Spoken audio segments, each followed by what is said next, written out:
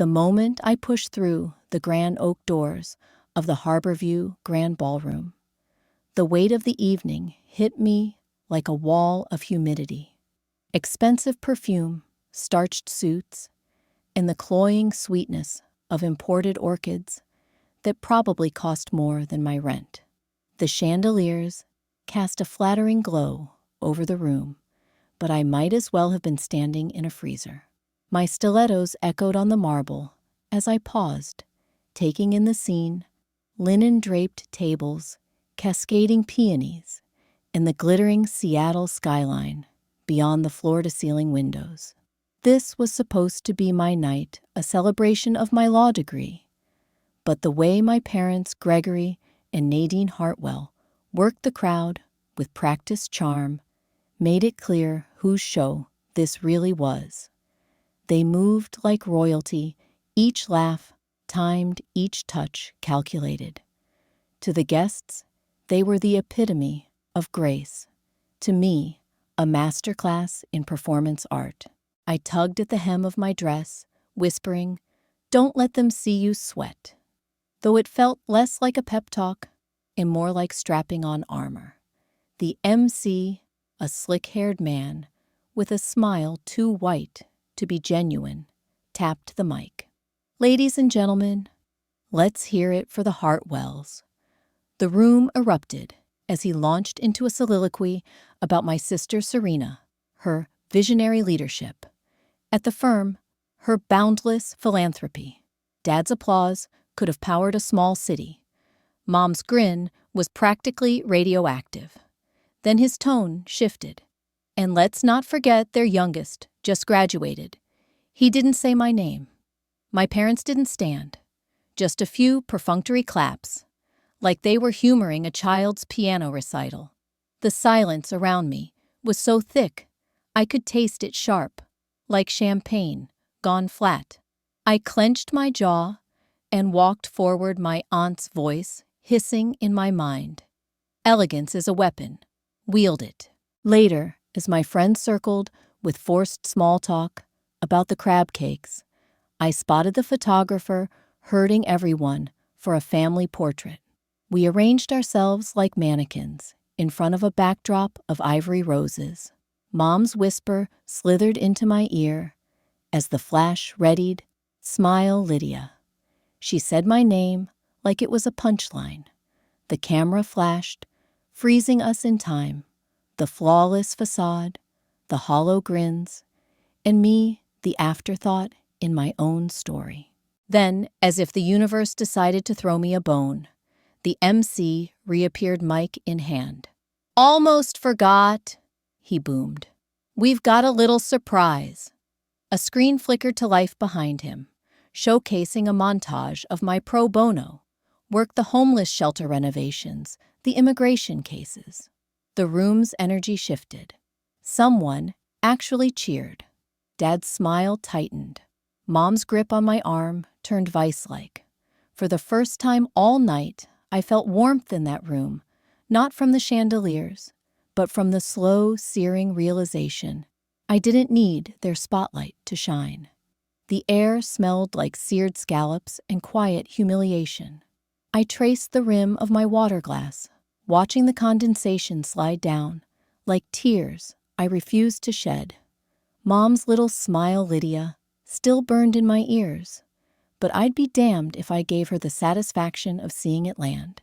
Across the ballroom, Hollis lifted their camera and snapped a photo not of the glittering centerpieces or the society smiles, but of me, stranded at the Siberia, of tables by the kitchen doors.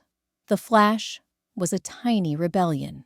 I mouthed, "Later," just as a server jostled my chair, sending ice cubes skittering across the tablecloth. Then I saw it.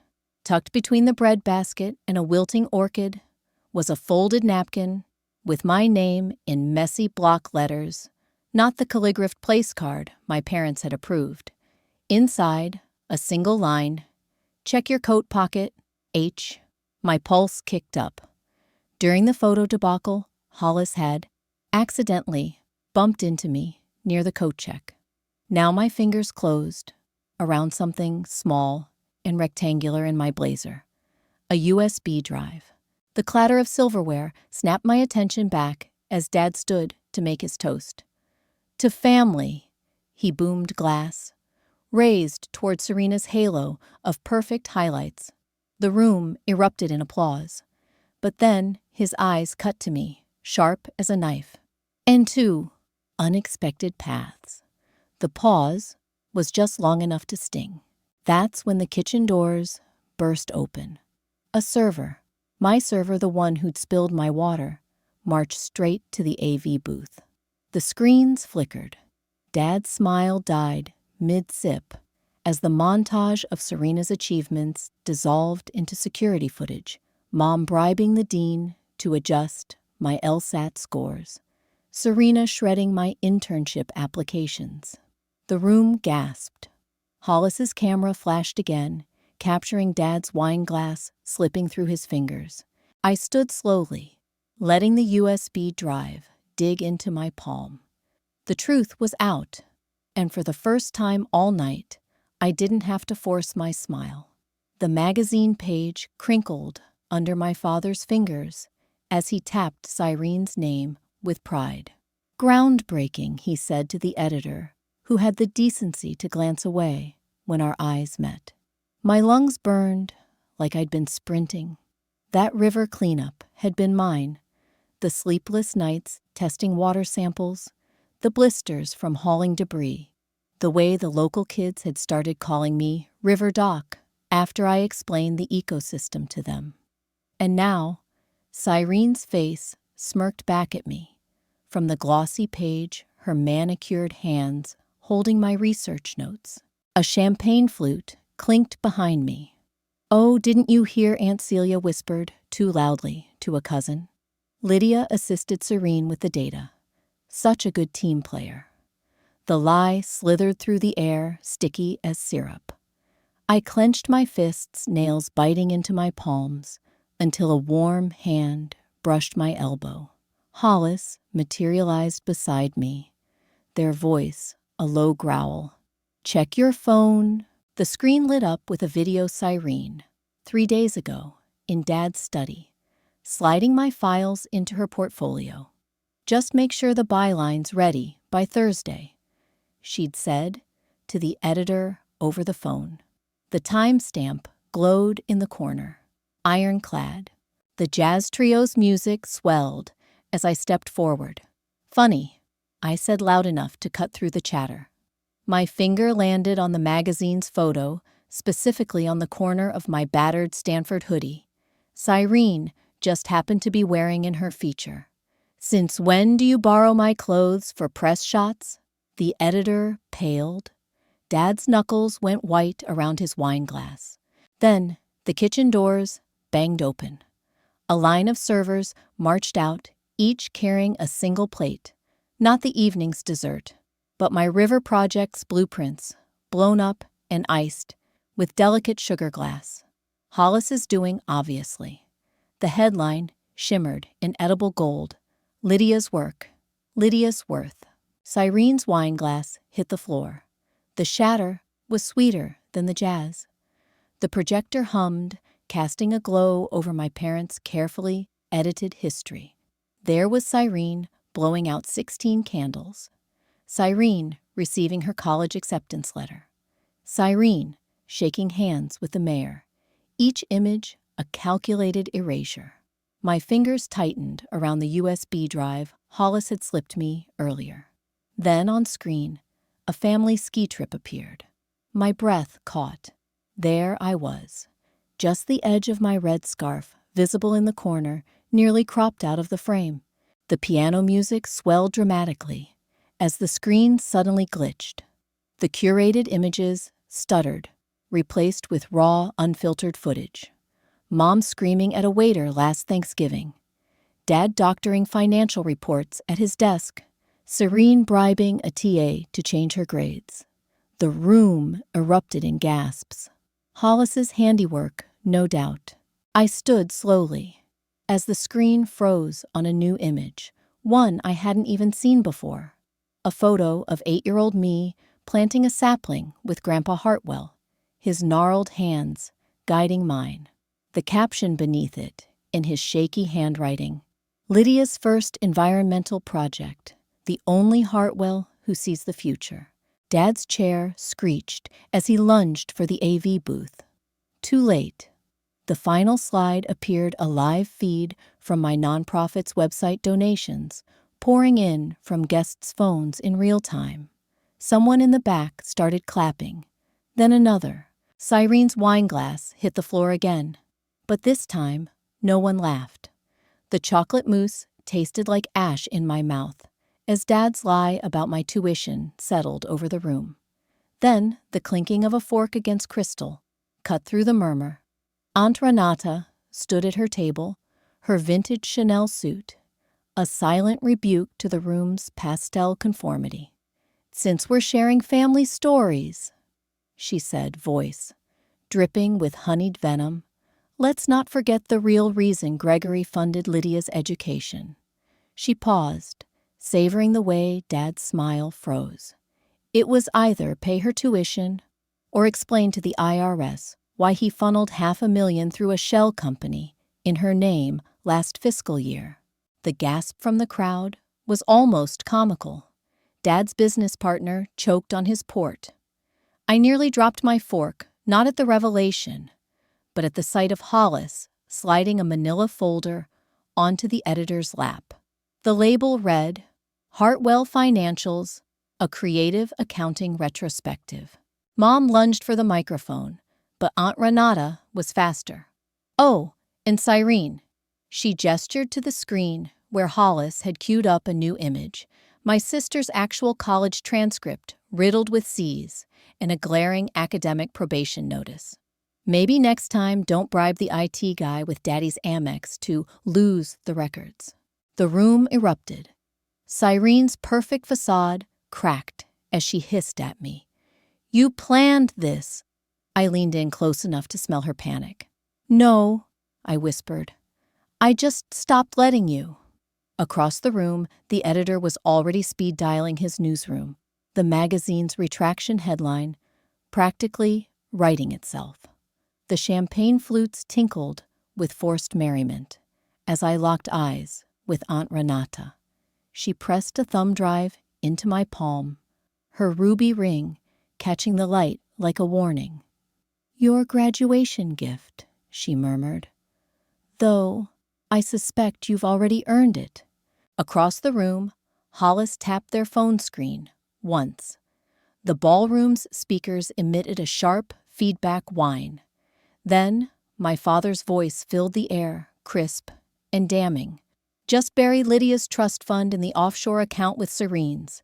By the time she lawyers up, we'll have—" The recording cut off as Dad lunged for the AV booth, but the damage was done. The editor's head snapped up his reporter's instincts, overriding decorum. Mom's champagne flute shattered on the parquet. "You scheming little—" "Funny," I said, loud enough for nearby tables to hear, coming from the woman who forged my signature on 3 separate tax documents.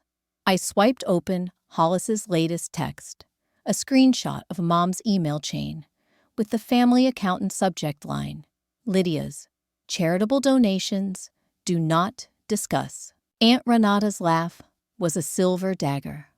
"Oh, Nadine, you really should have read the fine print on my divorce settlement before stealing from her inheritance." She turned to the gawking guests.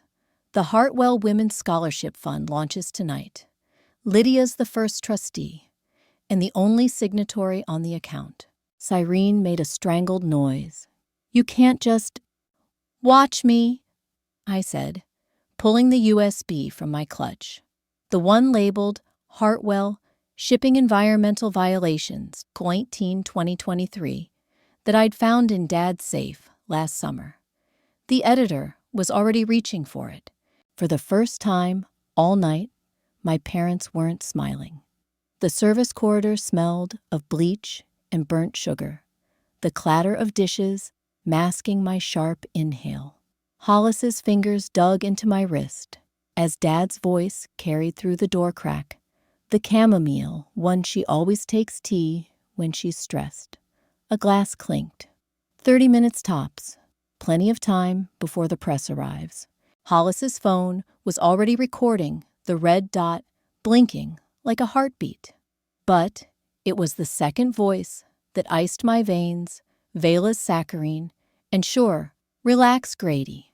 By the time she starts slurring her words, everyone will assume she's finally cracked under the pressure. Again, I backed away my clutch, pressing against my ribs, like armor. Inside, Aunt Renata's envelope crinkled alongside the USB drive. Hollis mouthed, "Police," but I shook my head. Not yet. The ballroom's chandeliers blurred as I re-entered, my pulse roaring in my ears. A server approached with a silver tray. Chamomile miss, the cup's steam curling into a question mark. I smiled and reached for it, just as Cyrene accidentally bumped the tray. The porcelain shattered at my feet. "Clumsy," she sighed, but her eyes darted to the kitchen. I knelt to help clean up, palming a shard, as Hollis distracted the server. The ceramic bit into my palm, sharp and clarifying. Now we play. At the head table, Dad checked his watch again. I raised the intact teacup I'd swapped from his place, setting the one he'd been drinking from all night, and took a slow, deliberate sip. His face drained of color, just as the first reporter walked in. The champagne flute glistened like a trap as Grady's cufflink brushed its rim, a stage magician's sleight of hand. I let my thumb hover over the crystal, counting the seconds until the dissolving pill left its telltale residue. The room's chatter faded to a hum as I locked eyes with my father. "You should have bought better chemistry," I murmured, swirling the glass just enough to make him flinch. Hollis's camera flashed from across the room, timed perfectly with the moment I accidentally knocked my flute into Grady's half-finished bourbon. The splash darkened his shirt like a Rorschach blot. "Oops," I said, sweet as cyanide. Vela's gasp was drowned out by the ballroom doors bursting open. 2 uniformed officers strode in, flanked by a woman in a sharp pantsuit, FDA, according to her badge.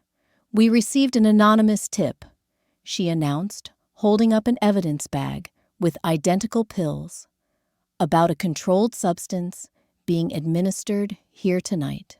Mom's champagne flute hit the floor. Cyrene lunged for the gift table, but the professor was already frowning at the first edition's inscription, my handwriting bleeding through the forged note she'd pasted over it.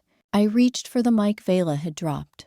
"Before anyone leaves," I said, nodding to the FDA agent, now examining Grady's bourbon glass, "you should know the press outside has copies of all tonight's recordings, including the one where Mom discusses bribing the dean." A beat.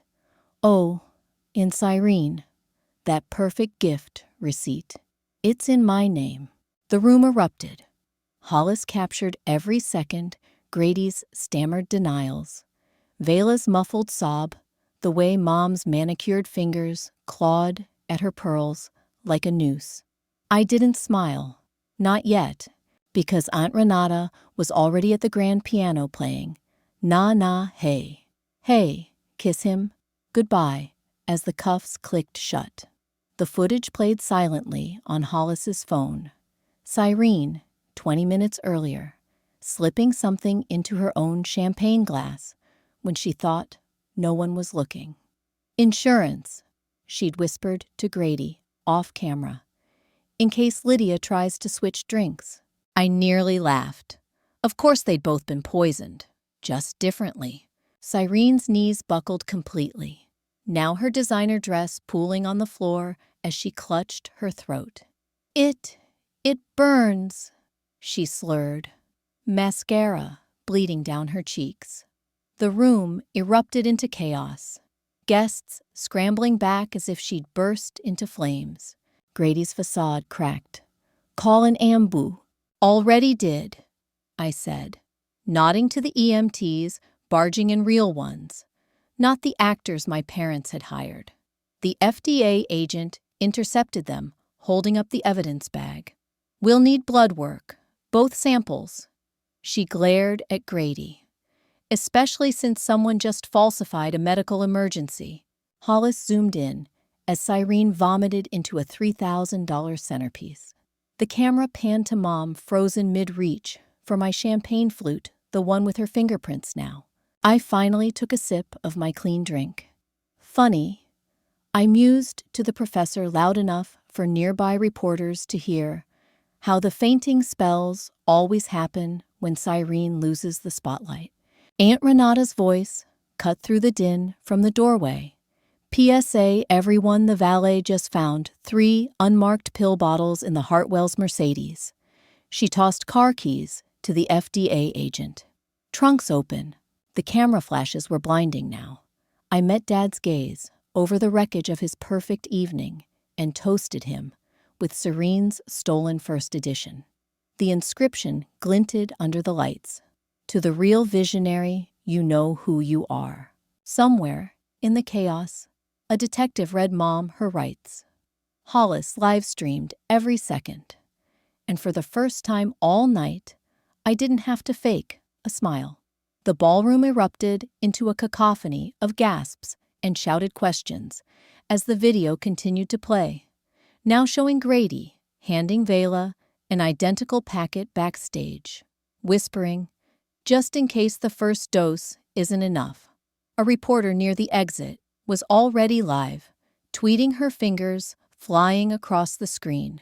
Hartwell poisoning, trending in 3, 2. Cyrene moaned dramatically, clutching her stomach, but the paramedics didn't move. "Ma'am," one said, holding up his phone where the FDA's drug database displayed the exact pill Grady had used.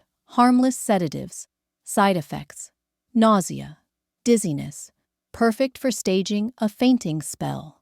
Grady lunged for the AV booth, but Hollis stuck out a foot, sending him sprawling into the dessert table. A 5-tier cake decorated with "Congratulations, Cyrene" collapsed onto his head like poetic justice. I stepped onto the stage, tapping the mic. "Since we're all here," I said, as the crowd fell silent, "let's address the real family tradition." The screen changed again to security footage from our home safe, showing Grady forging my signature on trust fund documents, then Mom bribing a judge, then Cyrene shredding my college applications. Aunt Renata's voice rang out from the back, "PSA, the IRS loves whistleblowers." She tossed a stack of documents into the crowd. The Hartwell financials annotated in red pen. Chaos swallowed the room. Police sirens wailed outside. And as the first officer cuffed Grady, I finally let myself exhale, just as Hollis's camera caught Cyrene vomiting into Mom's designer handbag. The caption wrote itself, "Family Values." The pendant gleamed on the table like a discarded prop, the engraved "Family Above All" motto catching the light with bitter irony. I turned to leave, just as the lead detective cleared his throat. "Ms. Hartwell, one more thing." He slid a manila envelope toward me, thick with papers. "Your aunt's lawyer filed this an hour ago. Emancipation of assets full audit trail." A collective gasp rose as I pulled out the first page, Grady's secret offshore transfers, each one bearing my forged signature.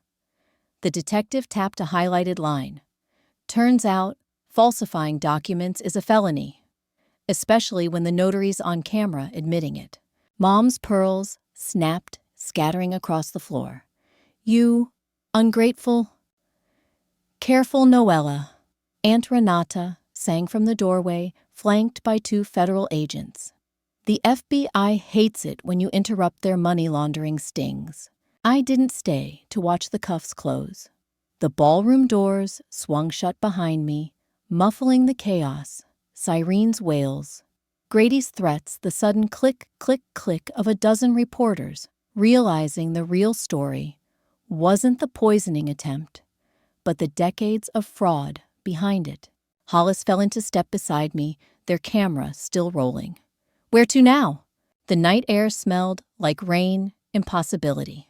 I pulled out my phone, already buzzing with interview requests, and handed it to them. First, we leak every file. Then, I kicked off my heels and grinned. We buy a billboard in Times Square with Grady's mugshot. Somewhere behind us, a news helicopter circled.